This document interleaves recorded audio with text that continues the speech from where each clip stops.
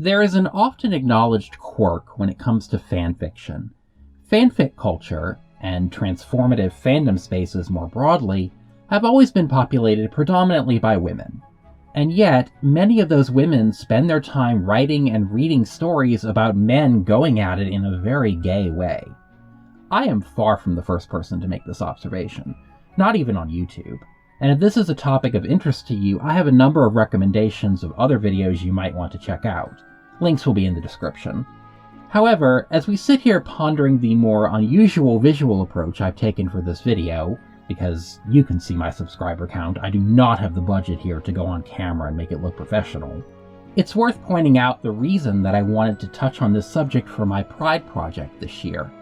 Oftentimes, when the subject of women writing male-male romance and erotica comes up, the knee-jerk response will be that we should defer to the opinions of queer men, following the simple logic that if this type of fanfiction is to be considered representational, then the foremost authorities on it would be those people whose lived experiences it reflects. I will say up front that this is not universally the case, but if your goal is to listen to a queer man talk about gay male fanfiction in a way that's one part analysis and one part anecdote with tiny bits of TMI, then you clicked on the right video. This is not an essay, by the way. I'm not structuring it like one, and I am drawing heavily on my own perspective based on my years in fandom.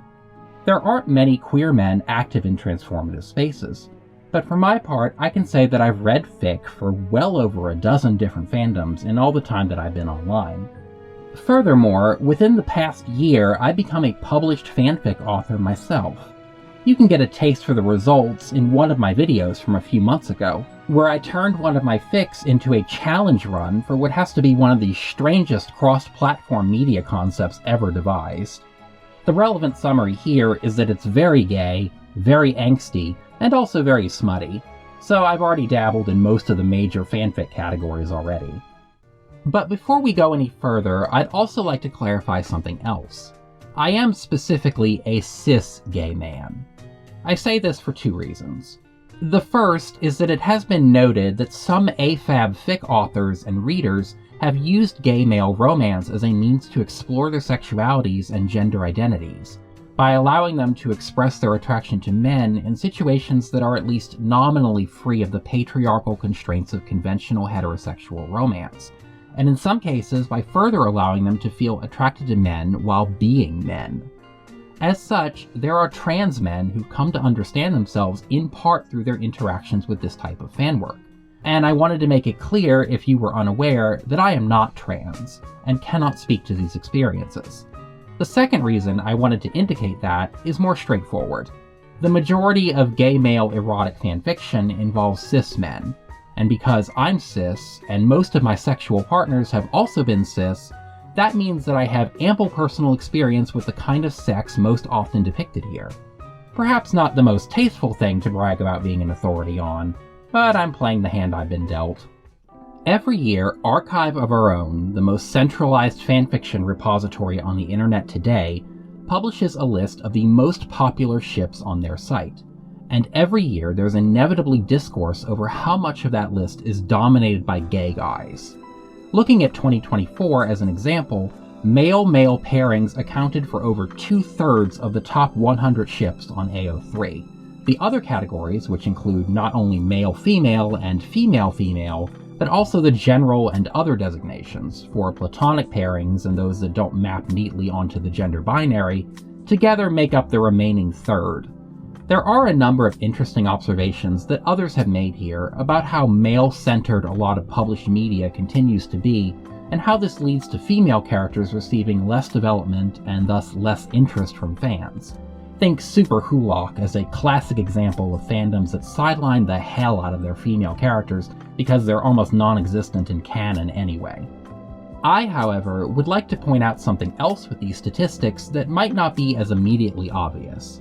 While I absolutely refuse to date myself by giving away exactly how long I've been reading fanfiction online, suffice it to say that I am old enough to remember a time when male-male fic was not the general majority across fandoms, and when fan culture, broadly speaking, was just as dominated by heterosexual romance and just as casually homophobic as mainstream pop culture was and still largely is.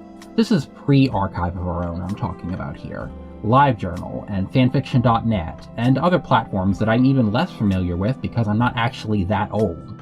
Even if fandom culture used to be more of a niche interest and a frequent subject of mockery than it is today, queer fandom was very much a niche within a niche.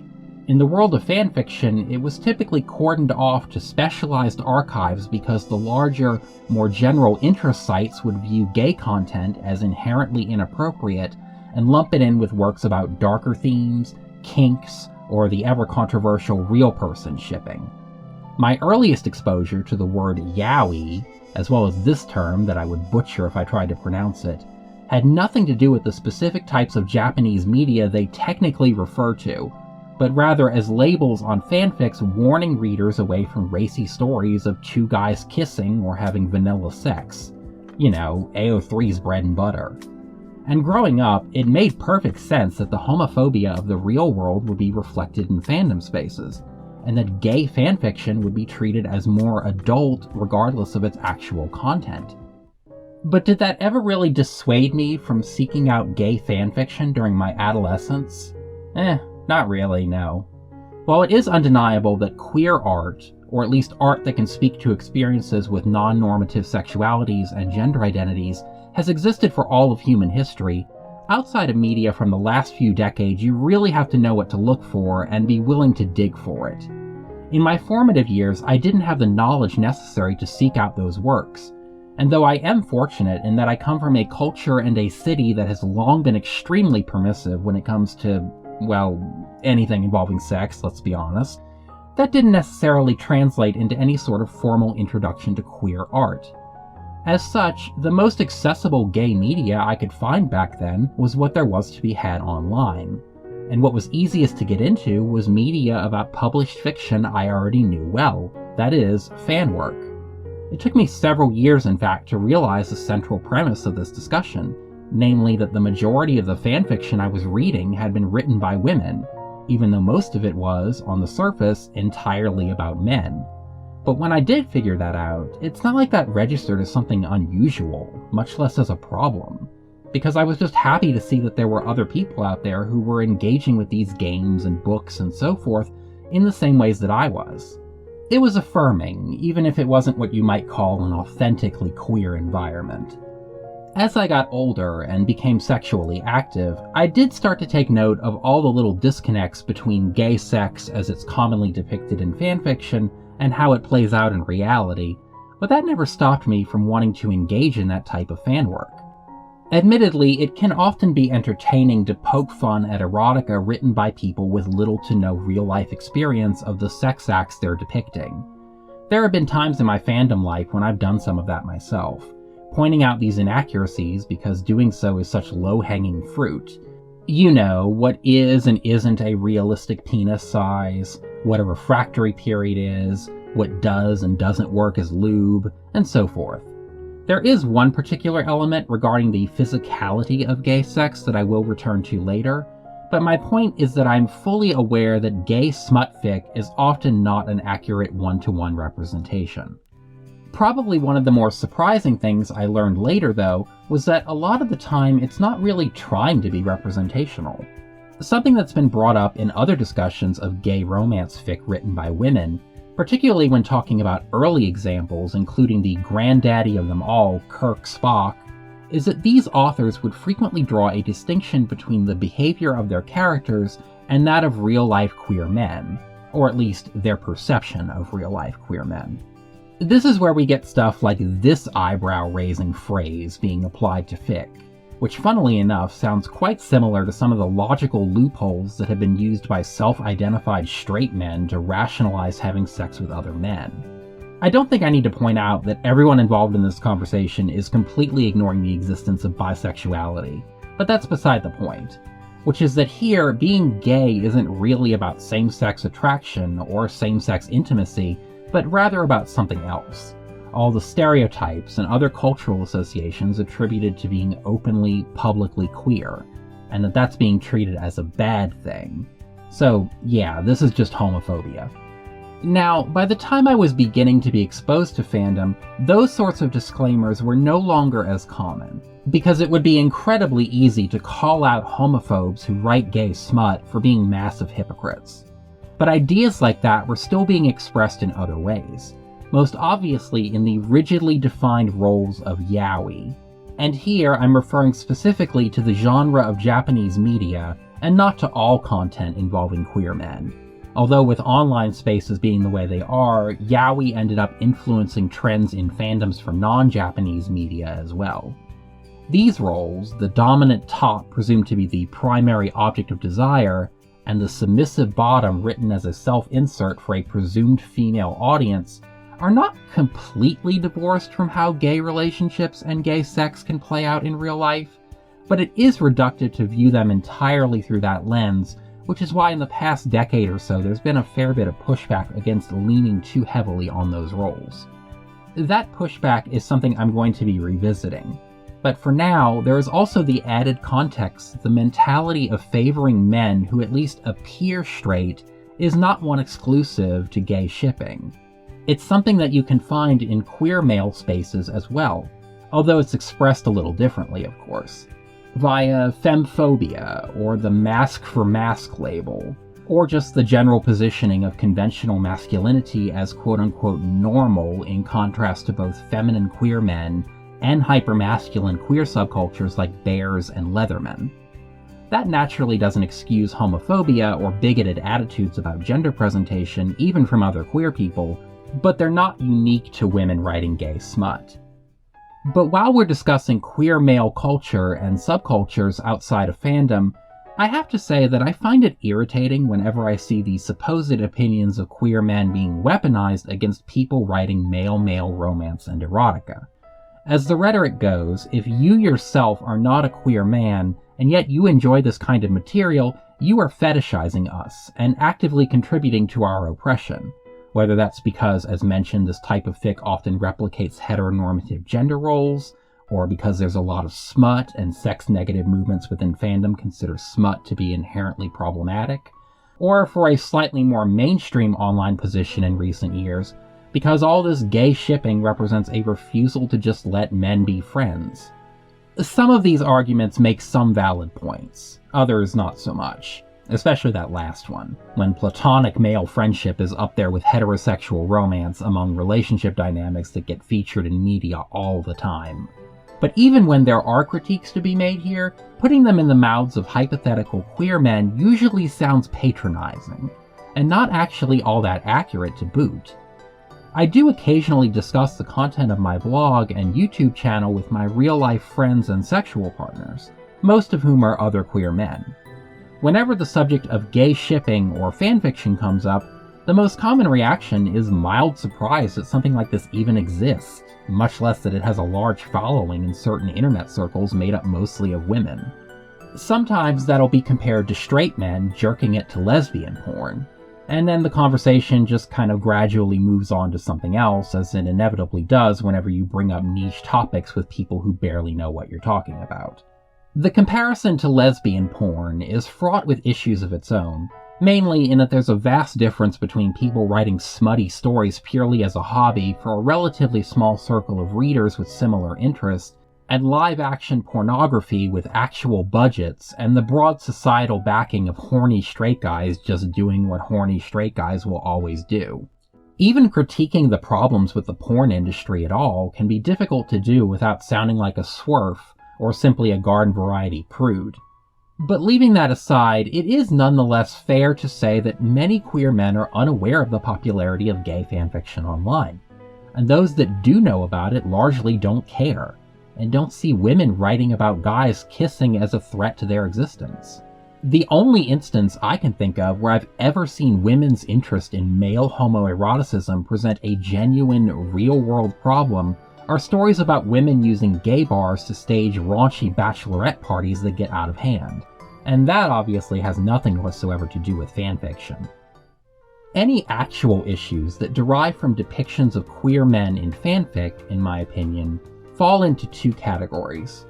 One of those is just the outright hypocritical homophobia I mentioned earlier, which is not terribly common anymore, or at least it's usually not expressed directly.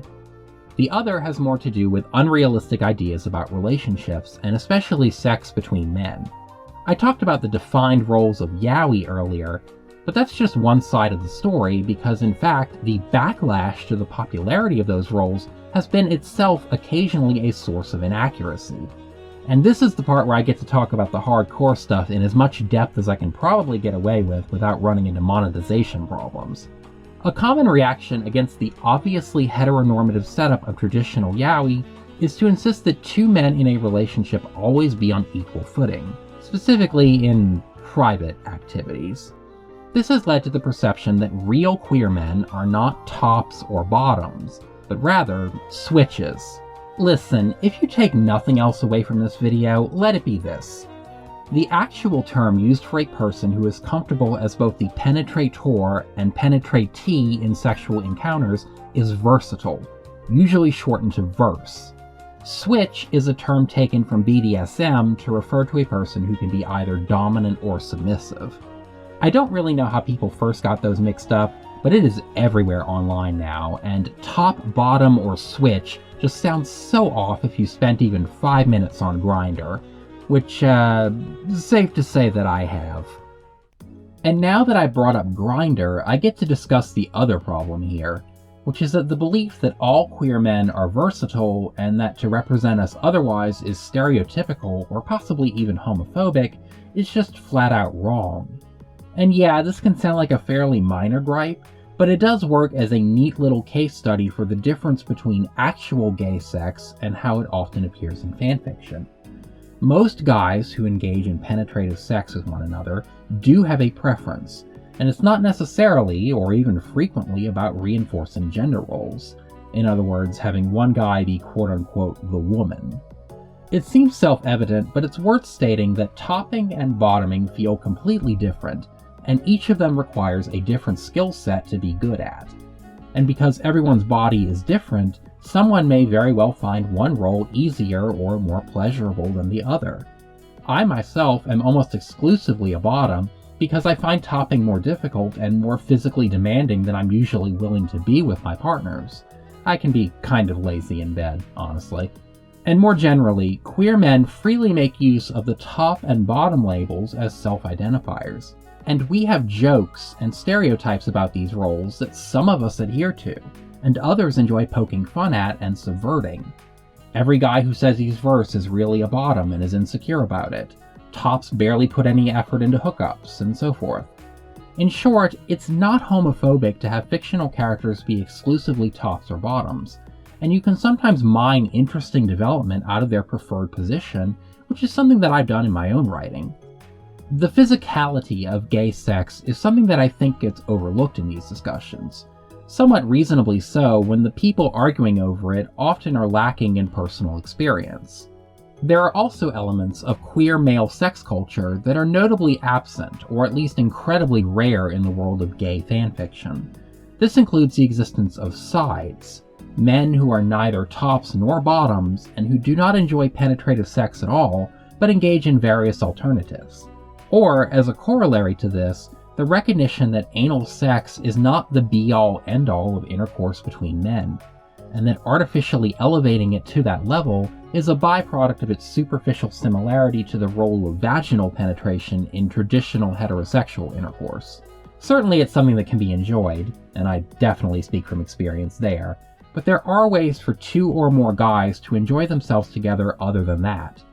Now that I'm a smutty fanfic author myself, I'm always looking for new ways to spice up my OTP's bedroom activities, because the same acts in the same positions over and over is just going to get boring after a while, both for myself as the writer and for my readers.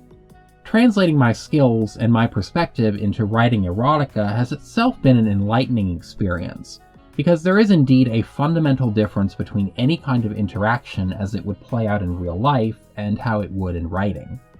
That's another element of erotic media that deserves to be celebrated more, that it can work as a safe, healthy outlet for one's own desires without having to worry about STIs or dangerous situations with hookup partners, or even just finding somebody who's into the specific things you're into. Other content creators who've covered this topic have highlighted that benefit especially for women, whose sexual desires are rarely catered to in mainstream media, and who even today may face more social consequences for publicly expressing those desires. This is that whole thing about calling fanfiction fluff written by weird teenage girls who want their crushes to be gay for each other. Being gay myself, I am actually kind of privileged on this one point, because gay male culture is notoriously hypersexual, and that, in combination with being a New Orleanian, means that I barely even know the meaning of the word shame, and people practically expect me to be comfortable with oversharing about my sex life. So while I am not affected by the misogynistic opposition to fanfiction and fan work in general, I am certainly aware of it. And I know too how empowering those things can be, especially for people who lack other creative outlets for feelings they would otherwise be discouraged from. And that can mean contending with bigotry, or an act of self-discovery, or even just something as simple as sexual attraction. Fan work contains multitudes like that. My crash course in positioning lingo aside, here's what I really hope you would get from this video. If you are someone who enjoys reading or writing fanfiction about queer male relationships and sexual intimacy, but you yourself do not belong to that demographic, this is a queer man telling you to keep doing what you're doing. It's totally okay. And it doesn't have to be for deep underlying reasons either, as the argument sometimes goes. You don't have to be closeted or working through some kind of trauma or whatever.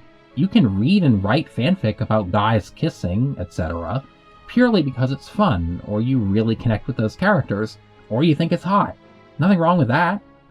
It might be, if you're a writer, that you occasionally run into issues with physical or logistical accuracy regarding some of the stuff I brought up earlier. But learning is a part of growing as a writer, and if you mess up with something, that's an opportunity to improve on it in a future attempt. Or, you don't even have to go for strict realism if you don't want to.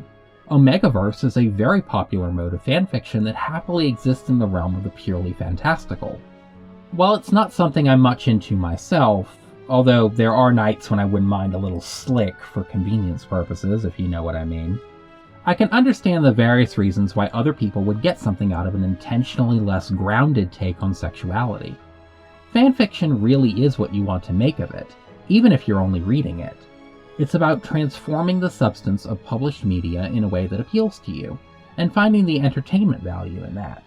And I don't see the point in stomping out other people's creativity just because they come at queer fan work from a different approach.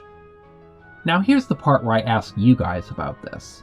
What's your perspective on this kind of fan work, whether you're a reader, writer, or just a casual observer to these wacky internet shenanigans? Share your thoughts down below in the comments, and don't forget to check out the other videos I've linked in the description if you're interested in hearing other perspectives on this topic. Thanks for watching, everyone, and have a happy and decadent Pride, with all the spicy fanfic you might possibly want. Au revoir.